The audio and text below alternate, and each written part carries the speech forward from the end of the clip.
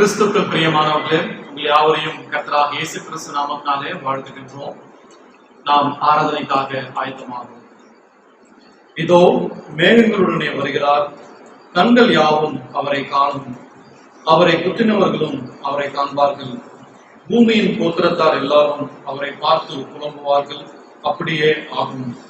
இருக்கிறவரும் இருந்தவரும் வருகிறவரும் ஆகிய சர்வ வல்லமுள்ள கர்த்தர், நான் ஆல்பாவும் ஒமேகாவும் ஆதியும் அந்தமுமாய் இருக்கிறேன் என்று திருவுளம் பற்றி நான் ஜெபிப்போம்.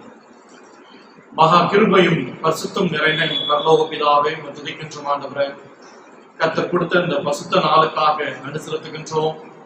ஆண்டவரே, நாங்கள் இல்லங்களில் இருந்தவாறே உம்மை ஆராதிக்கும்படியாக கொடுத்து தருவதற்காக ஸ்தோத்திரிக்கின்றோம். ஆம் ஆண்டவரே, நீர் இதோ மேகங்கள் மத்தியிலே வருகின்ற ராஜாவாக இருக்கின்றீர். நீர் ஆதியும் அந்தமுமாக ஆல்பாவும் ஒமேகாவுமா இருக்கின்றீர். உம்மை துதிக்கின்றோம் ஆண்டவரே. உம்மை வருகைக்காக நாங்கள் காத்திருக்கின்றோம்.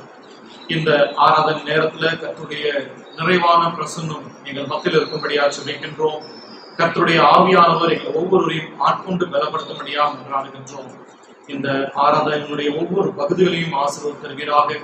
ஆண்டவரே, நாங்கள் இந்த ஆராதனைக்குரிய ஆயத்தத்தோடு பங்கு பெற்று உம்முடைய நாமத்தை மகிமைப்படுத்த ஆண்டவரே, உம்முடைய ஆசீர்வாதத்தையும் நன்மையும் சமாதானத்தையும் நிறைவாய் பெற்றுக்கொள்ள உதவி செய்கிறார்கள். மீட்பர் இயேசு கிறிஸ்து மூலம் ஜெபிக்கிறோம் நல்ல பிதாவே, ஆமென். ஆராதனைக்கு ஆர்வமாக நம்முடைய பாடல் புத்தகத்துல 43வது பாடலின் 43, ஸ்தோத்திரம் செய்வேனே இரட்சகனை ஸ்தோத்திரம் செய்வேனே என்ற பாடலை யாவரும் சேர்ந்து பாடுவோம்.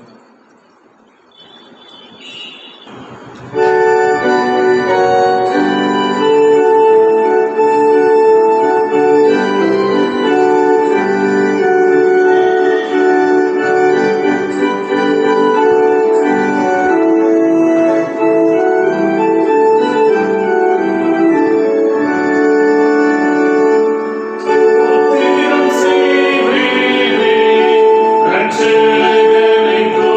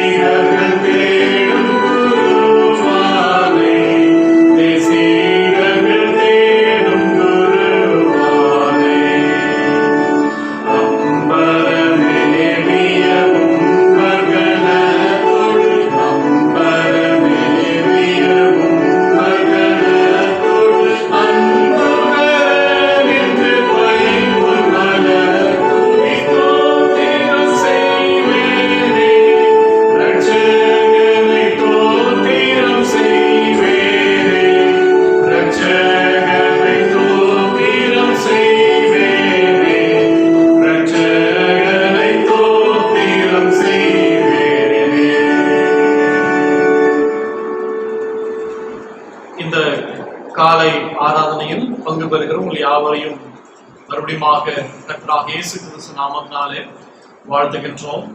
கர்த்தர் நமக்கு மற்றொரு புதிய நாளை கட்டளையிட்டிருக்கின்றார்.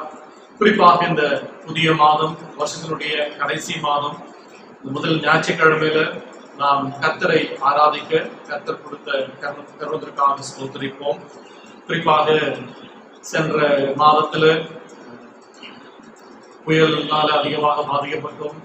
மீண்டுமாக மற்றொரு புயல், குரோவி புயல் என்ற இந்த புயலினாலும் அதிகமாக இடங்களில் பாதிப்பு, வெள்ளப்பெருக்கு, இப்படி பல சிரமங்கள் மத்தியிலும் ஆண்டவருடைய பிரசன்னம் நிறைவாக இருந்து நம் ஒவ்வொருவரையும் ஆட்கொண்டு ஆண்டவர் பலப்படுத்தி பாதுகாத்து போஷித்து வழிநடத்தி வருகின்றார். தொடர்ந்து நாம் கர்த்தருக்கு ஸ்தோத்திரத்தை செலுத்துவோம். ஒரு சில அறிவிப்புகள். நம்முடைய ஆலயத்திலே தொடர்ச்சியாக ஒவ்வொரு ஞாயிற்றுக்கிழமையிலும் காலை 8 மணிக்கும் அதனைத் தொடர்ந்து 9:30 மணிக்கும் ஆராதனைகள் நடைபெறுகிறது. இந்த ஆராதனையில பங்கு பெறுக விரும்புகின்றவர்கள் கூகுள் ஃபார்ம்ல அவர்கள் தன்னுடைய பெயர்களை பதிவு செய்யும்படியாக கேட்டுக்கொள்ளப்படுகின்றீர்கள். குறிப்பாக ஆலயத்திற்கு வர முடியாமல் இருக்கின்ற வயது முதிர்ந்தோர் மற்றும் சிறு பிள்ளைகள், சிறு குழந்தைகளை வைத்திருக்கின்ற தாய்மார்களுக்காக ஆன்லைன் மூலமாக நாம் நம்முடைய ஆராதனை முறைமைகளை நாம் அனுப்பி கொண்டிருக்கின்றோம். இன்றைக்கு மாலையில நம்முடைய ஆலயத்துல கீத ஆராதனை 6 மணிக்கு நடைபெறும். இந்த ஆராதனையும் ஆன்லைன் மூலமாக நமக்கு தொடர்ச்சியாக டெலிகாஸ்ட் செய்யப்படும். இந்த வாரத்துல தன்னுடைய பிறந்த நாட்களையும் திருமண நாட்களையும் காண்கின்றவர்கள் இன்றைக்கு mister P.K. Ramesh, mister Emmanuel Das, missus Kamalabai John. 9ஆம் தேதி mister Spencer, miss Sarah Shankar. 11ஆம் தேதி மிஸ்ஸஸ் சுசீலா டேவிட். 12ஆம் தேதி மிஸ்ஸஸ் ஷைலஜா அசரியா. திருமண நாளை காண்கின்றவர்கள் 7ஆம் தேதி மிஸ்ஸஸ் மிஸ்டர் ஜோஷ்வா குணசேகரன். இன்றைக்கும் இந்த வாரத்தில் தன்னுடைய பிறந்த நாளை காண்கின்றவர்களை கர்த்தருடைய திருப்பெயரில் வாழ்த்துகின்றோம். நீங்கள் பிரவேசிக்கின்ற இந்த புதிய வருஷத்தை கர்த்தர் நன்மையினாலும் கிருபையினாலும் முடிசூட்டுவாராக. தொடர்ந்து நம்முடைய திருச்சபையில் இருக்கின்ற அனைத்து குடும்பங்களுக்காக ஜெபித்துக் கொள்ளுங்கள். குறிப்பாக வயது முதிர்ந்தோர், மற்ற சரீர பலவீனத்தோடு இருக்கின்றவர்கள், மருத்துவமனையில சிகிச்சை பெறுகின்றவர்கள் இவருக்காக ஜெபிங்கள். குறிப்பாக ஒரு சில நபருக்காக அதிகமாக நாம் ஜெபிக்க நினைக்கப்படுகின்றோம். குறிப்பாக மிஸ்டர் ஜெபலோன் தியாஃபிலஸ், அவர் தொடர்ச்சியாக வாரத்துக்கு 2 முறை கிட்னி டயாலிசிஸ் செய்து கொண்டிருக்கின்றார்கள்.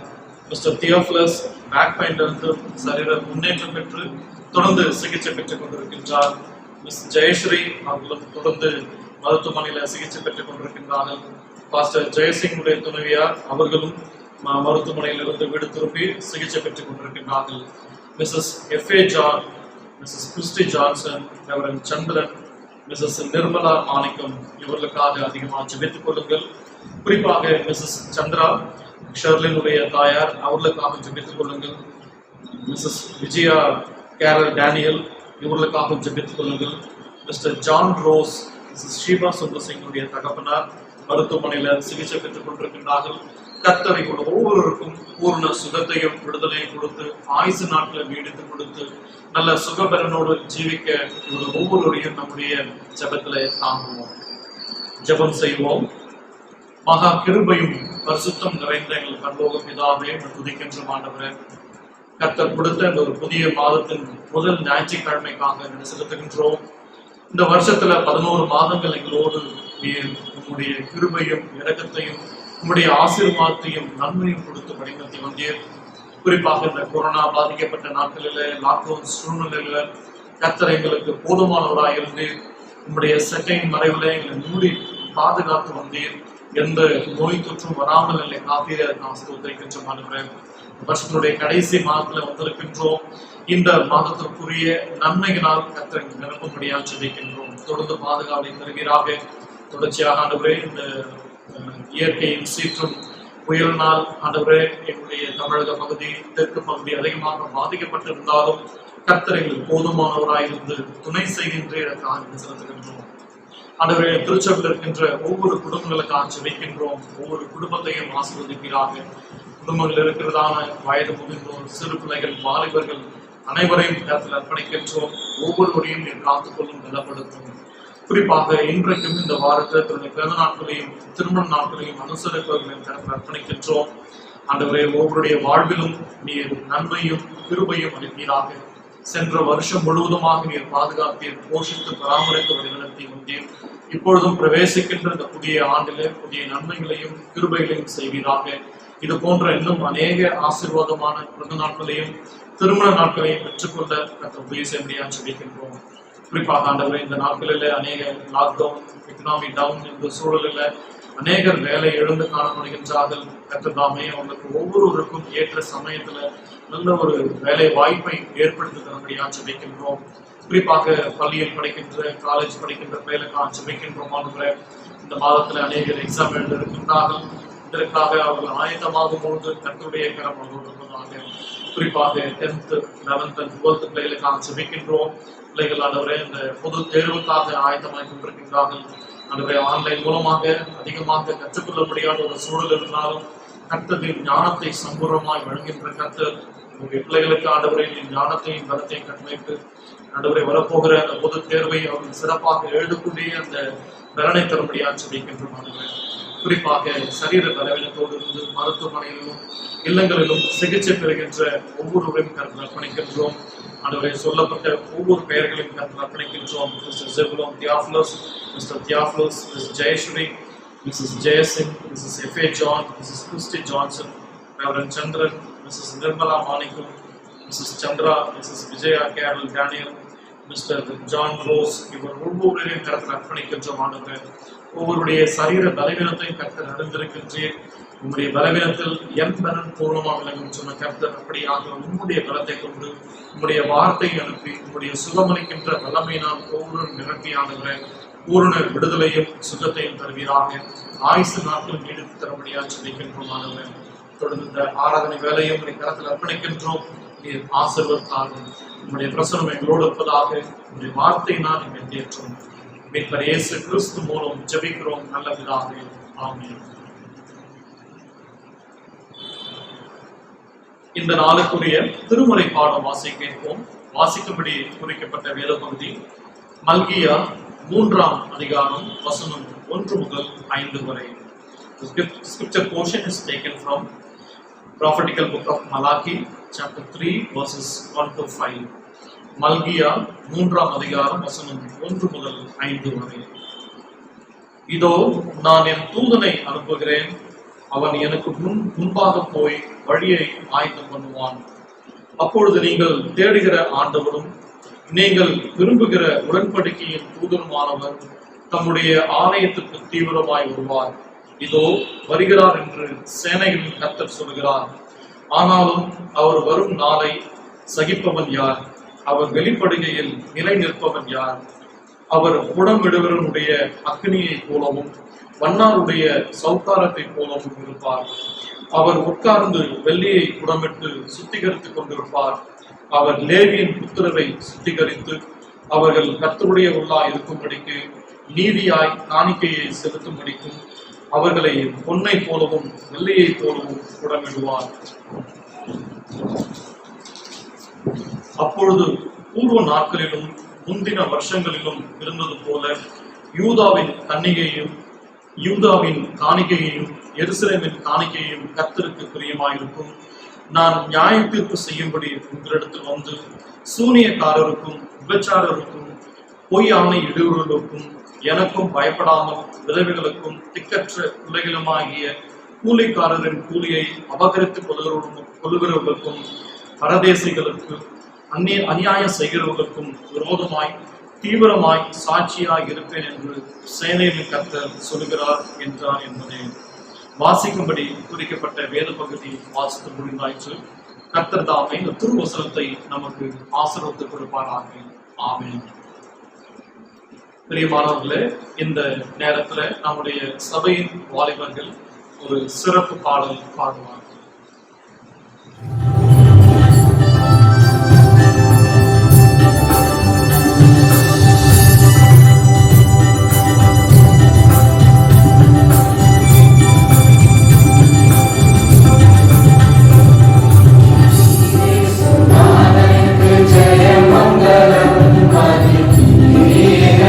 Amen.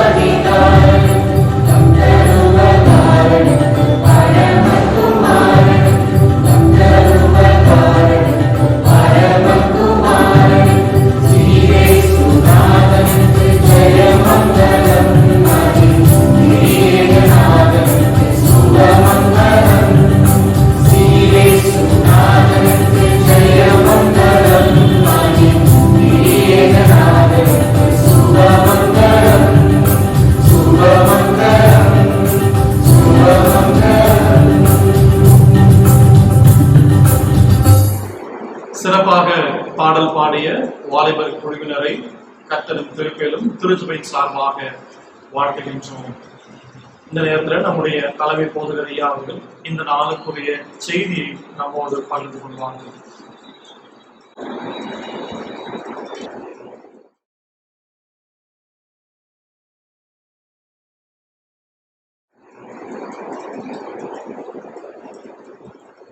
அன்பார்ந்த திருச்சபையின் மக்களே, இந்த ஆசீர்வாதமான கர்த்தருடைய நாளிலே ஆங்காங்கு வீடுகளிலே இருந்து இந்த ஆன்லைன் ஆராதனையிலே பங்கு கொள்ளுகிற உங்கள் யாவரையும் கர்த்தரும் இரட்சகருமாய் இருக்கிற இயேசு கிறிஸ்துவின் நாமத்திலே அன்போடு வாழ்த்தி உங்களை ஆசீர்வதிக்கிறோம். நாம் இந்த டிசம்பர் மாதத்திலே இந்த முதல் ஞாயிற்றுக்கிழமை ஆண்டவராகிய இயேசு கிறிஸ்துவினுடைய வருகையை பற்றி சிந்திக்கிற இரண்டாவது ஞாயிறு, வருகையின் இரண்டாவது ஞாயிறு. And today we celebrate the second Sunday of the Advent of Jesus. இன்றைக்கு நாம் பாடமாக வாசிக்க கேட்ட வேத பகுதி மல்கியா தீர்க்கதரிசியின் புத்தகம் 3ஆம் அதிகாரத்தை நம்முடைய தியானத்திற்காக நாம் எடுத்துக்கொள்வோம். Shall we turn our Bibles to the book of Malachi, chapter 3, the first 5 verses for this morning's meditation. மல்கியா ஏறக்குறைய 400 வருடங்களுக்கு முன் ஆண்டவராகிய இயேசு கிறிஸ்து இந்த உலகத்திலே வருவதற்கு பிறப்பதற்கு 400 வருடங்களுக்கு முன் தீர்க்க தரிசனம் உரைத்தவர். யூதாவின் மக்களுக்கும் இஸ்ரவேலருக்கும் அவர் தீர்க்க தரிசனம் உரைத்தார். இந்த 3ஆம் அதிகாரத்திலே 2 வருகையை பற்றி மல்கியா சொல்லி இருப்பதை, மக்களுக்கு எடுத்துக் கூறுவதை பற்றி நாம் பார்க்க முடியும். மல்கியா 3ஆம் அதிகாரம் 1ஆம் வசனத்திலே, இதோ நான் என் தூதனை அனுப்புகிறேன், அவன் எனக்கு முன்பாக போய் வழியை ஆயத்தப்படுவான். அப்பொழுது நீங்கள் தேடுகிற ஆண்டவரும் நீங்கள் விரும்புகிற உடன்படிக்கையின் தூதனுமானவர் நம்முடைய ஆலயத்துக்கு தீவிரமாய் வருவார். இதோ வருகிறார் என்று சேனைகளின் கர்த்தர் சொல்லுகிறார்.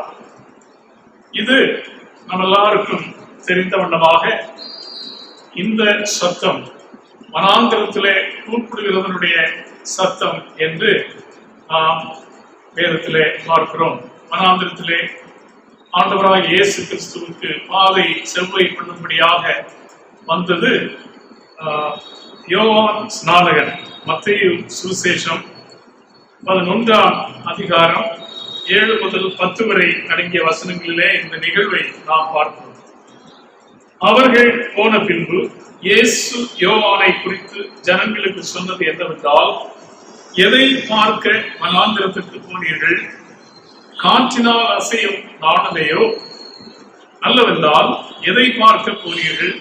மெல்லிய வஸ்திரம் தரித்த மனுஷனையோ? மெல்லிய வஸ்திரம் தரித்திருக்கிறவர்கள் அரச மாளிகையில் இருக்கிறார்கள். அல்லவென்றால் எதை பார்க்க போனீர்கள்? தீர்க்க தரிசியையோ? ஆம், தீர்க்க தரிசியை பார்க்கலும் மேன்மை உள்ளவனையே என்று உங்களுக்கு சொல்லுகிறேன். அது எப்படி எனில், இதோ நான் என் தூதனை உமக்கு முன்பாக அனுப்புகிறேன், அவன் உமக்கு முன்னே போய் உமது வழியை ஆயத்தப்படுவான் என்று எழுதிய வாக்கியத்தால் குறிக்கப்பட்டவன் இவன் தான். 11ஆம் வசனத்திலே, ஸ்திரீகளிடத்திலே பிறந்தவர்களில் யோவான் ஸ்நானனை பார்க்கிலும் பெரியவன் ஒருவனும் எழுப்பினதில்லை என்று இயேசுவுக்கு முன்னோடியாய் அவருக்கு மக்கள் உள்ளங்களை ஆயத்தப்படுத்த பண்படுத்த வந்த யோவான் ஸ்நானகனை பற்றி இயேசுவானவர் கொடுத்த ஒரு சாட்சியை நாம் இங்கே பார்க்கிறோம். இந்த நிகழ்வை ஏசாயா தீர்க்கதரிசி 40ஆம் அதிகாரத்திலே தீர்க்க தரிசனமாய் சொல்லி இருக்கிறார். The prophet Isaiah has foretold about the coming of the John the Baptist, who came in order to prepare the way for the Lord Jesus for his first coming. ஏசாயா 40ஆம் அதிகாரம் 3ஆம் வசனத்திலே நாம் பார்க்கும்போது, கர்த்தருக்கு வழியை ஆயத்தப்படுத்துங்கள், அவாந்தர வழியிலே நம்முடைய தேவனுக்கு பாதையை செவ்வை பண்ணுங்கள் என்றும், பள்ளங்கள் எல்லாம் உயர்த்தப்பட்டு சகல மலைகளும் குன்றுகளும் தாழ்த்தப்பட்டு கோணலானது செவ்வையாகி கரடு முரடானவை சமமாக்கப்படும் என்றும், கர்த்தரின் மகிமை வெளியிறங்குமாகும், மாம்சமான யாவும் அதை ஏகமாய் காணும், கர்த்தரின் வாக்கு அதை உரைத்தது என்றும் வனாந்திரத்திலே கூப்பிடுகிற சத்தம் உண்டாயிற்று. இப்படி வனாந்திரத்திலே ஒரு சத்தம் உண்டாகும், கூப்பிடுகிற சத்தம் உண்டாகும் என்று ஏசாயா தீர்க்கதரிசியும் ஆண்டவராய் இயேசு சொல்லும் போது, எனக்கு முன்பாக எனக்கு பாதையை ஆயத்தப்படும்படி அனுப்பப்பட்டவன் இவனே என்று யோவான் ஸ்நானகனை சுட்டிக்காட்டி ஜனங்களுக்கு இயேசுவானவர் கூறுவதையும் நாம் பார்க்க முடியும். அது மாத்திரமல்ல, யோவான் சுவிசேஷம் 1ஆம் அதிகாரம் 23ஆம் வசனத்திலே, John 1st chapter verse 23, அதற்கு அவன் கர்த்தருக்கு வழியை செவ்வை பண்ணுங்கள் என்று ஏசாயா தீர்க்கதரிசி சொன்னபடியே நான் வனாந்திரத்திலே கூப்பிடுகிறவனுடைய சத்தமாயிருக்கிறேன் என்று சொன்னான். இது யோவான் ஸ்நானகன் தன்னை குறித்து மக்களுக்கு சொன்ன ஒரு வார்த்தை. அவனை பார்த்து மக்கள் பலவித எண்ணம் கொண்டார்கள். ஒருவேளை யோவான் தீர்க்கதரிசிகளில் ஒருவன் என்றும், சிலர் அவரை மேசியா என்றும், யூத மக்கள் ஆண்டாண்டுகளாய் தலைமுறை தலைமுறையாய் மேசியா வருவார் என்று அவர்கள் எதிர்பார்த்துக் கொண்டிருந்தார்களே, அந்த மேசியாவாய் இருக்கக்கூடுமோ என்று யோவானை குறித்து பலவிதமான எண்ணங்களை கொண்டார்கள். அவர்கள் வந்து கேட்கிறார்கள். 19ஆம் வசனம், யோவான் 1:19, எருசலேமில் இருந்து யூதர்கள் ஆசாரியரையும் லேவியரையும் யோவானுக்கு கூட்டி, நீர் யார் என்று கேட்டபொழுது அவன் மறுதலியாமல் அறிக்கையிட்டு நன்றி, நான் கிறிஸ்து அல்ல என்றும் அறிக்கையிட்டான். அப்பொழுது அவர்கள், யார், நீர் எலியாவா என்று கேட்டார். அதற்கு அவன், நான் அவன் அல்ல என்றான். நீர் தீர்க்கதரிசியானவரா என்று கேட்டார்கள். அதற்கும் அல்ல என்றான். அவர்கள் பின்னும் அவனை நோக்கி, நீர் யார், எங்களை அனுப்புகிறவர்களுக்கு நாங்கள் உத்தரவு சொல்லும்படிக்கு உண்மை குறித்து என்ன சொல்லுகிறீர் என்று கேட்டார். யோவான் ஆண்டவராகிய இயேசு கிறிஸ்துவுக்கு பாதை செவ்வை பண்ண அனுப்பப்பட்ட தேவ மனிதன். பாதை செவ்வை பண்ணுவது என்றால் அது உலக பிரகாரமான பாதை அல்ல. இன்னைக்கு நாம் பார்க்கிறோம், நம்முடைய தேசத்தினுடைய தலைவர்கள், ஒருவேளை பிரதம மந்திரி அல்லது முதல் மந்திரி அல்லது நம்முடைய பிரசிடென்ட், யாராவது ஒருவர் நம்முடைய பட்டணத்தையோ அல்லது வேறு எந்த ஒரு இடத்தையோ பார்வையிட வரும்போது அந்த அவர் வருகிற வழியெல்லாம் செப்பனிடப்படும். ரோடுகள் கரடு முரடாய் இருக்கிற, உடைந்து போயிருக்கிற பாதைகள், ரோடுகள் எல்லாம் செப்பனிடப்படும். யோவான் அப்படிப்பட்ட ஒரு பணியை செய்ய வரவில்லை. பாதை செவ்வை பண்ணுவது என்பது சகரியா தேவதூதனாலே யோவானை குறித்து வெளிப்படுத்தப்பட்ட, சகரியாவுக்கு வெளிப்படுத்தப்பட்ட போது அவர் சொல்லுகிறார், அநேகருடைய உள்ளங்களை ஆண்டவரிடத்திலே திருப்புவதற்கு, பெற்றோருக்கும் பிள்ளைகளுக்கும் இருக்கிற உடைந்து போன உறவுகளை சரிப்படுத்துவதற்கு இவன் தேவனால் அனுப்பப்பட்ட ஒரு மனிதன் என்று யோவானை குறித்து யோவானுடைய தகப்பனாகிய சகரியா சொல்லுவதை நாம் பார்க்கிறோம். அப்படி என்றால் கிறிஸ்து வரும்போது அவரை ஏற்றுக்கொள்வார் உண்டாகும்படி மக்களுடைய உள்ளத்தை கிறிஸ்துவுக்கென்று ஆயத்தப்படுத்தும்படியாய் அனுப்பப்பட்டவன். அதுதான் பாதை செவ்வை பண்ணும்படியாக அனுப்பப்பட்டவன் என்று சொல்லுவதை நாம் பார்க்கிறோம். இந்த யோவானுடைய செய்தி என்ன? What was his message? Repent and purify. மனம் திரும்புங்கள் என்று எச்சரித்து பேசினார். ஆயக்காரர்கள் வந்தார்கள், போர் வீரர்கள், ரோம போர் சேவர்கள் வந்தார்கள், இன்னும் மார்க்க தலைவர்கள் பலர் வந்தார்கள். ஆண்டவருடைய இருதயத்துக்கு மாறாக வாழ்ந்த செயல்பட்ட துன்மார்க்கமான வாழ்விலே வாழ்ந்து கொண்டிருந்த அநேக மக்கள் யோவான் பேசுகிற சத்தத்தை கேட்கும்படி வனாந்திரத்திலே வந்தார்கள். வனாந்திரத்திலே அங்கே ஆச்சரியமான காரியங்களையும் பார்ப்பதற்காக அவர்கள் வரவில்லை.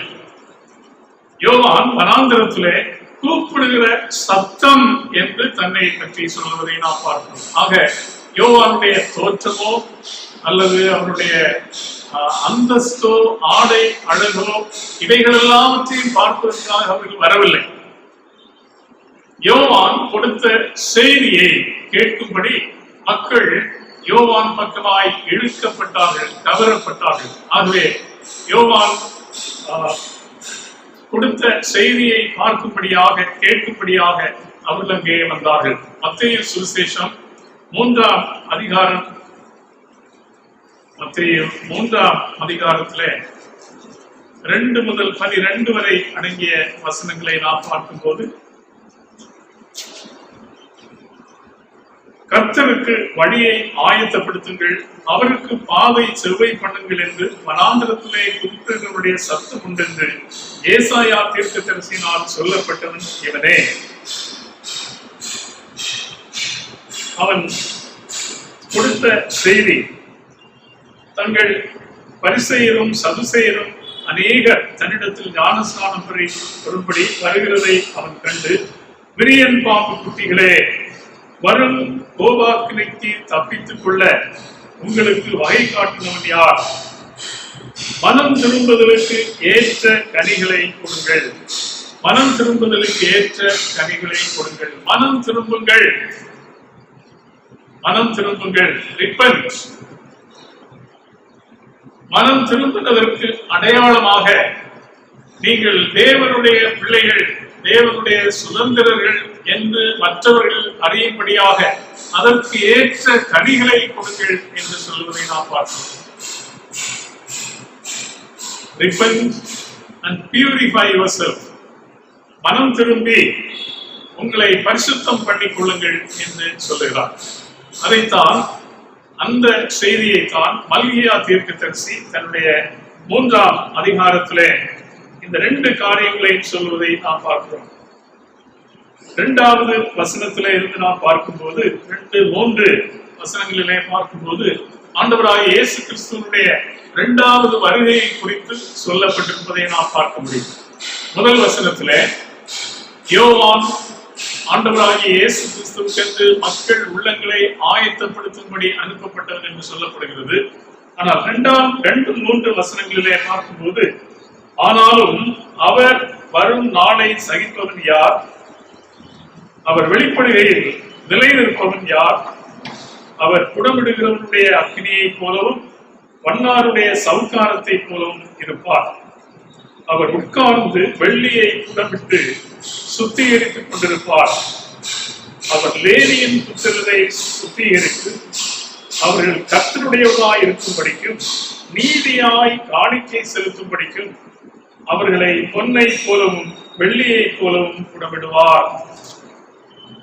One thing is to make people ready for the coming of the Lord Jesus Christ.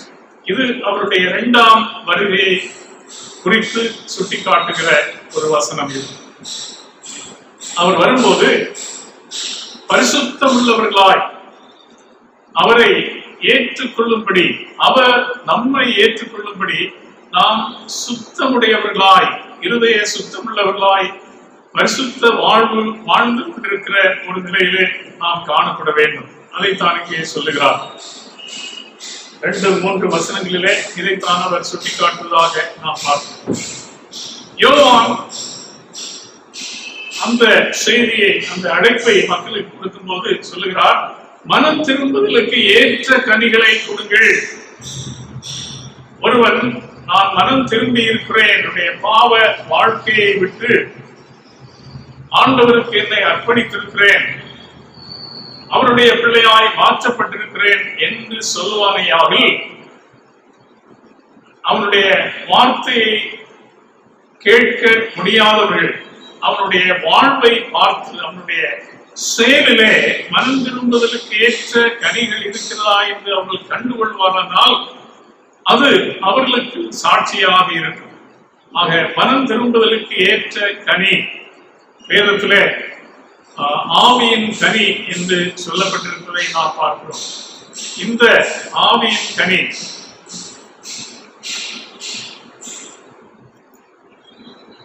அன்பு, சந்தோஷம், சமாதானம், நீடிய பொறுமை, இச்சை அடக்கம், இப்படி பல காரியங்களை பற்றி, கிறிஸ்தவ பண்புகளை பற்றி ஆவியானவர் நம்முடைய வாழ்வை சீர்படுத்தும் போது நம்முடைய வாழ்விலே வெளிப்படக்கூடிய தன்மைகளை குறித்து சொல்லப்பட்டிருப்பதை நாம் பார்க்கிறோம். ஆக யோவானுடைய செய்தியினுடைய முதல் சாராம்சம் repent and purify yourself.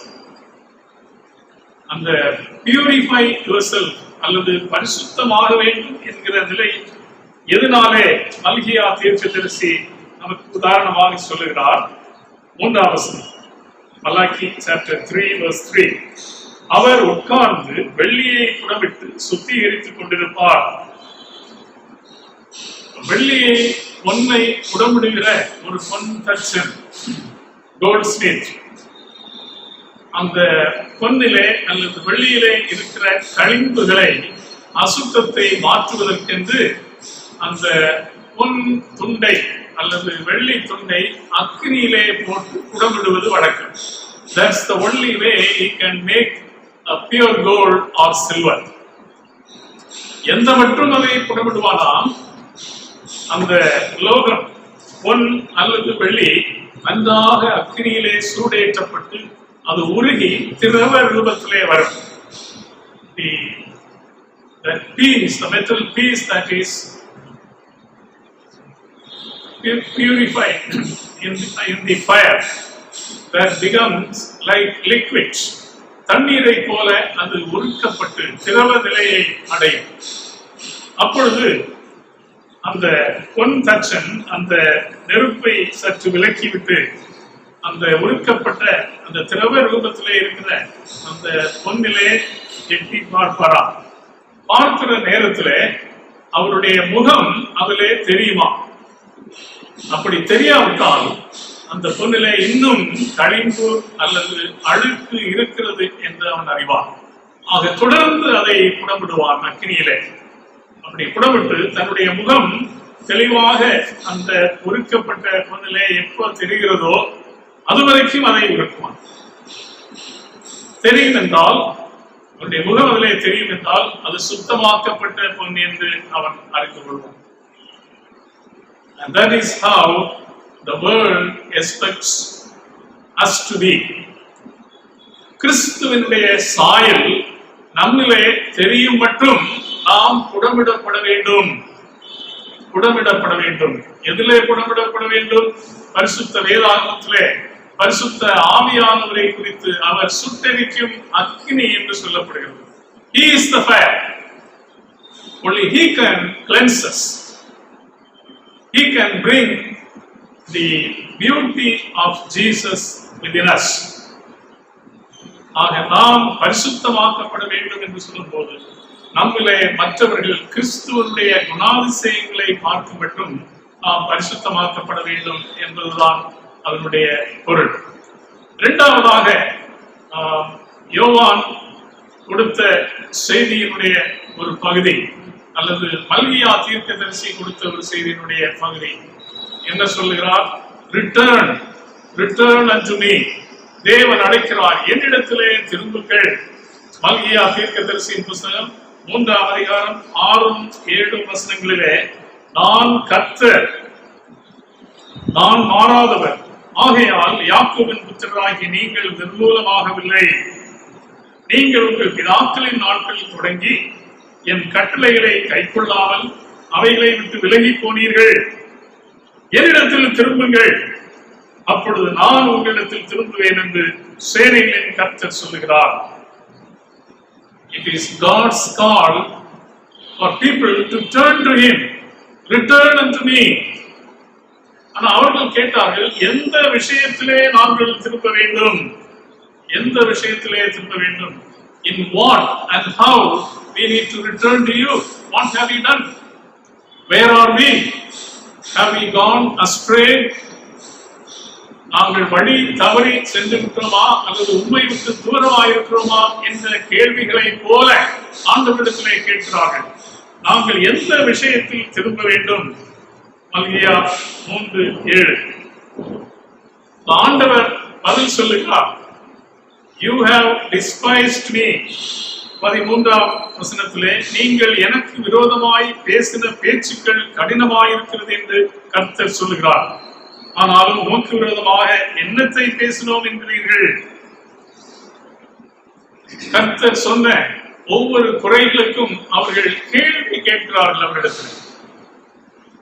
14ஆம் வசனம், தேவனை சேவிப்பது விருதா, அவருடைய கட்டளைகளை கைக்கொள்ளுகிறதுனாலும் சேனைகளின் கர்த்தருக்கு முன்பாக துக்கித்து நடக்கிறதுனாலும் என்ன பிரயோஜனம்? ஆண்டவருக்கு பயந்து, ஆண்டவரை நேசித்து, ஆண்டவருடைய கற்பனைகளை கை கொண்டு நடக்கிறதுனாலே என்ன பிரயோஜனம்? ஏன் அப்படி கேட்டார்கள்? 15ஆம் வசனம், இப்போதும் அகங்காரிகளை பாக்கியவான்கள் என்கிறோம், தீமை செய்கிறவர்கள் திடப்படுகிறார்கள், அவர்கள் தேவனை பரீட்சை பார்த்தாலும் விடுவிக்கப்படுகிறார்களே என்று சொல்லுகிறீர்கள். தீமை செய்கிறவன் பலப்படுகிறான், திடப்படுகிறான், செழிப்பாயிருக்கிறான்.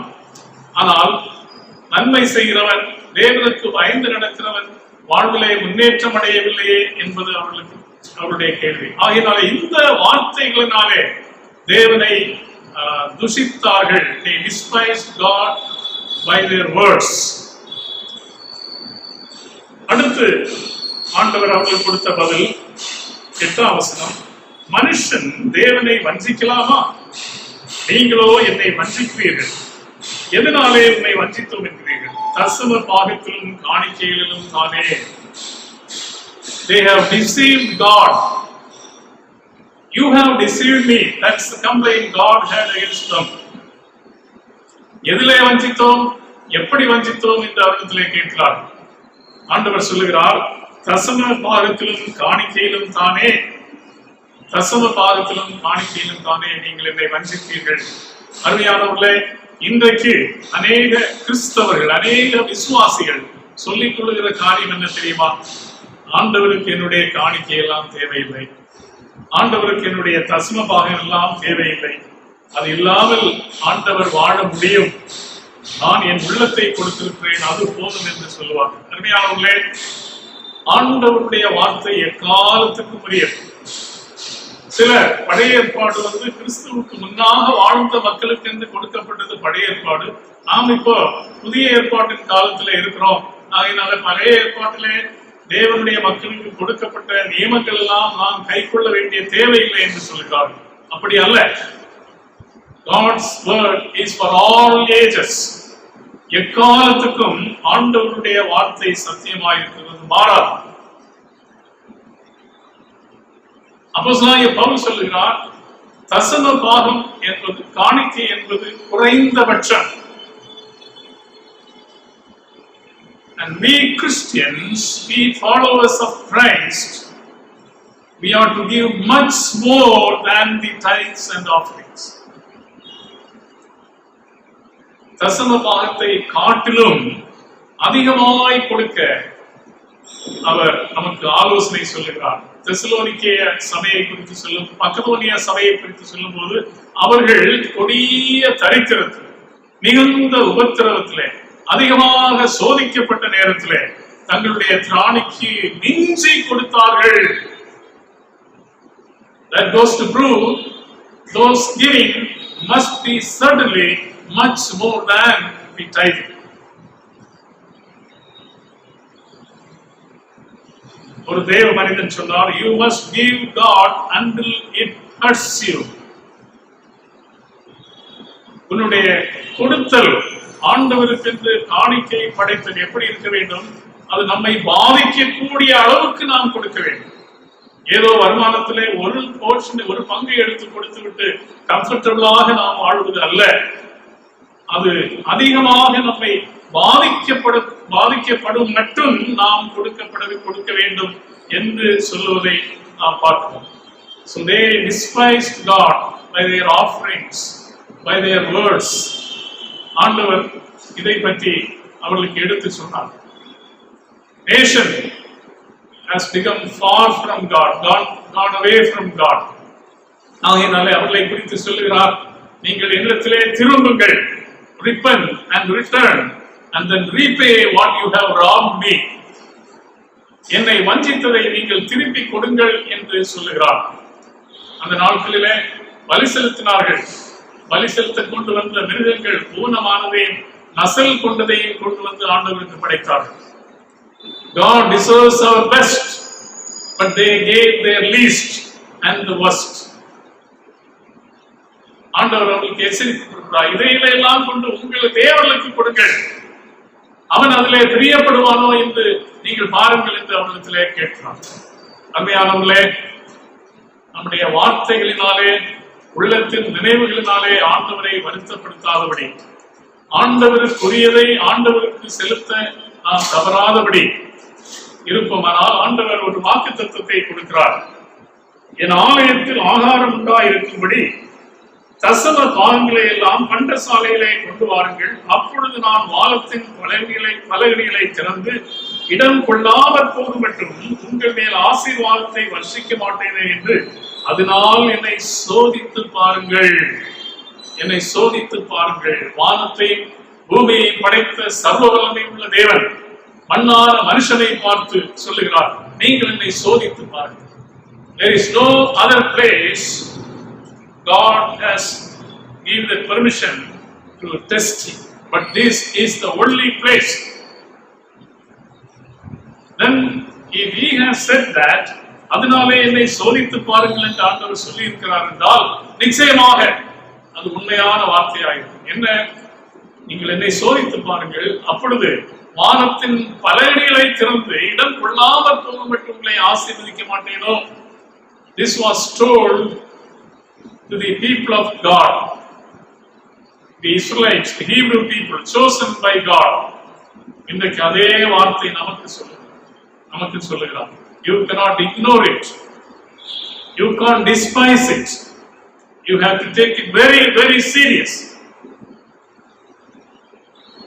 God is calling us to test him by being honest before him, by being good stewards of all the blessings that God has given us. அதனால் என்னை சோதித்து பாருங்கள் என்று சொல்லுகிறார். 2ஆம் அதிகாரம் 2ஆம் வசனத்திலே நாம் பார்க்கும்போது ஆண்டவர்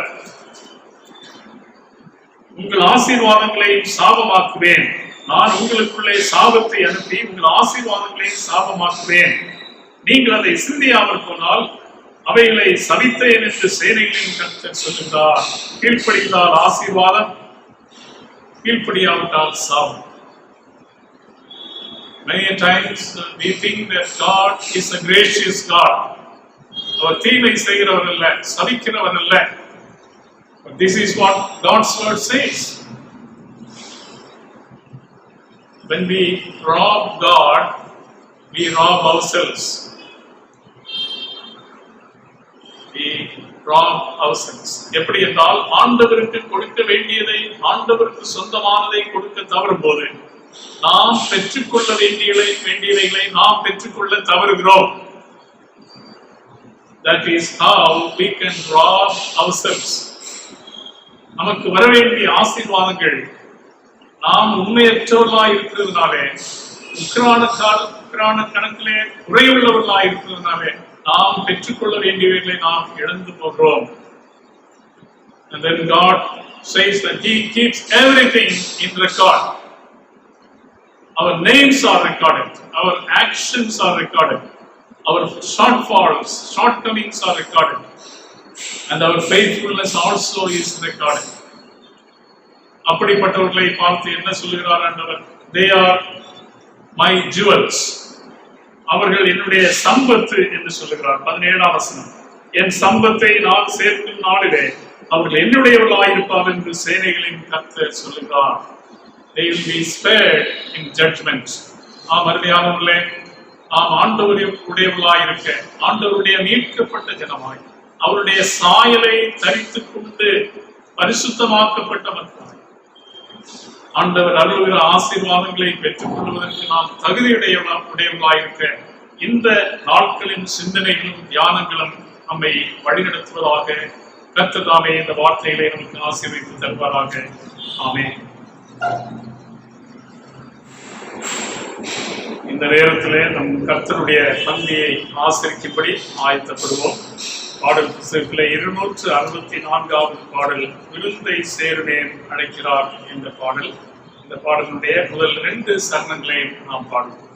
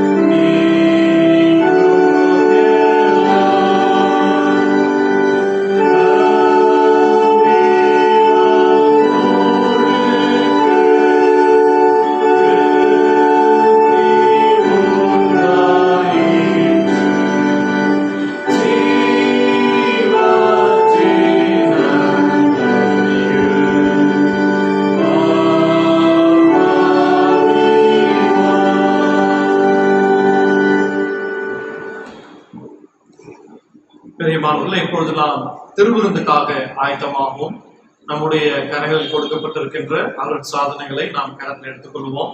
ஜப சிந்தையோடு கர்த்தருடைய பந்தியிலே நாம் பங்கு பெறுவோம். கர்த்தருடைய பந்திக்காக நாம் ஆயத்தமாவோம். நம்முடைய ஆண்டவர் தாமே இந்த பசுத்த சாக்கிரமத்தை ஏற்படுத்தியிருக்கிறார். தமது நொறுக்கப்பட்ட சரீரத்திற்கும் சிந்தப்பட்ட இரத்தத்திற்கும் அடையாளமாக அப்பம் பிற்குதலிலும் திராட்சரசம் அருந்துதலிலும் பங்கேற்கும்படி அவர் தமது சீஷர்களுக்கு கட்டளையிட்டுள்ளார். மெய்யான மனஸ்தாபத்தோடு தங்கள் பாவங்களை விட்டுவிட்டவர்களும் மீட்கும்படி கிறிஸ்துவில் விசுவாசம் வைத்திருப்பவர்களும் அருகே வந்து இந்த அடையாளங்களில் பங்கேற்க கடவர்கள். தங்கள் ஆத்துமாவுக்கு ஆறுதலையும் மகிழ்ச்சியையும் பெற்றுக் கொள்ளும்படி விசுவாசத்தோடு முன்வந்து இயேசு கிறிஸ்துவின் ஜீவனில் பங்கேற்க கடவர்கள். நமது ஆண்டவரின் பாடு மரணத்திற்கு இது ஞாபகார்த்தமாகவும் அவர் மீண்டும் வருவார் என்பதற்கு இது முன் அச்சாரமாகவும் இருக்கிறது என்பதை நினைவு கூறுவோம். ஆண்டவருடைய மேசையில் பங்கேற்கும் நாம் அனைவரும் ஒன்றாக இருக்கிறோம் என்பதை மறவாது இருப்போம். ஜெபம் செய்வோம். சர்வ வல்லமுள்ள பிதாவே, எங்கள் பரலோக கர்த்தாவே, உமது கிருபையினாலும் இரக்கத்தினாலும் எங்கள் மீட்புக்காக உமது ஒரே பேரான குமாரனாகிய இயேசு கிறிஸ்துவை சிலுவையில் பாடுபட்டு மரிக்கும்படி ஒப்புக் கொடுத்தவரே, எங்களுக்கு இறங்கும்படி மிகவும் தாழ்மையுடன் வேண்டிக் கொள்கிறோம். உமது குமாரனாகிய எங்கள் இரட்சகர் இயேசு கிறிஸ்துவின் பாடு மரணத்தை நினைவு கூறும்படியாக அவரால் ஏற்படுத்தப்பட்ட இந்த பசுத்த நியாயத்திற்கு ஏற்ப நாங்கள் உமது படைப்புகளான இந்த அப்பத்தையும் இந்த திராட்சரசத்தையும் பெற்றுக்கொள்ளும் போது அவருடைய பாவ நிவாரண பலியின் பயன்களை நாங்களும் பெரும்படியான பாக்கியத்தை எங்களுக்கு தருவோம். ஆமென்.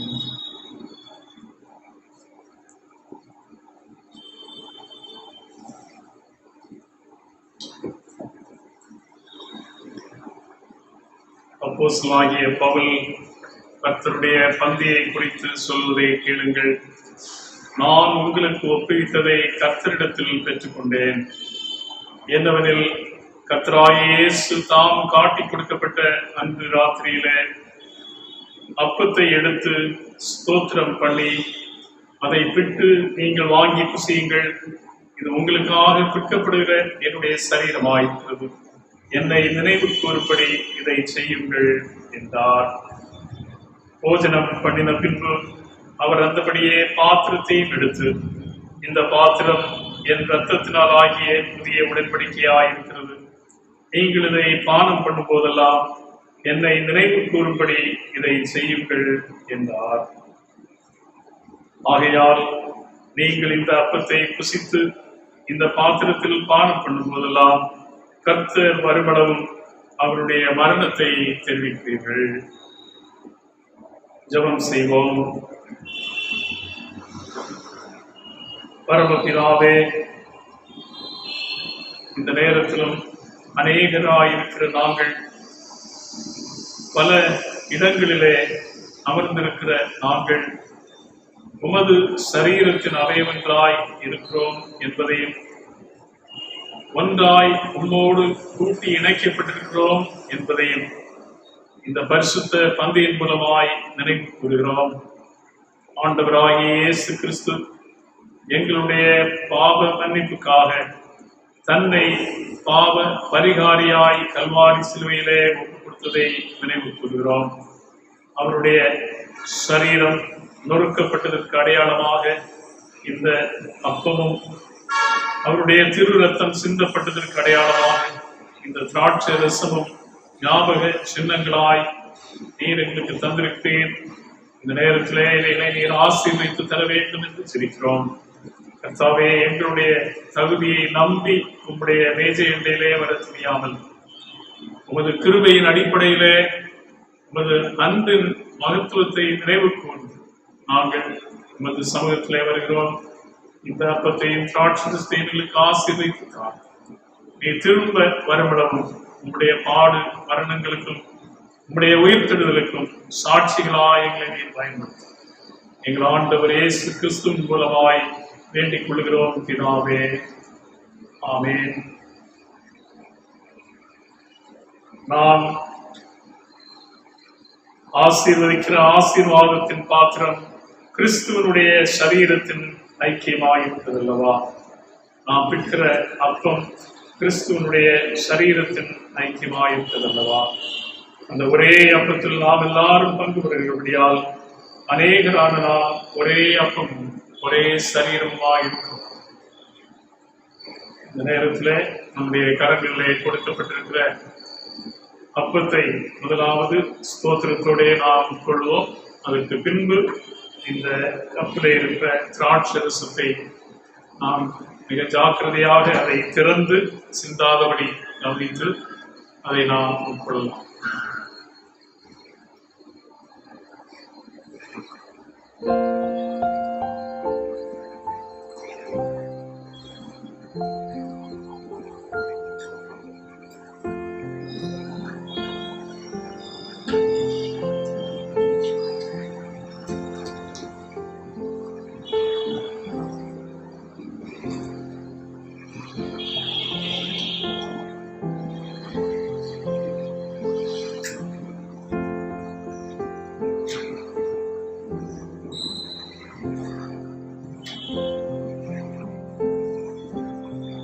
கர்த்தருடைய கிருபைக்காகவும் அவருடைய கிருபாதார பலியிற்காகவும் நாம் ஆண்டவருக்கு நன்றி செலுத்தி அவரை ஸ்தோத்திரிப்போம். ஜெபம் செய்வோம்.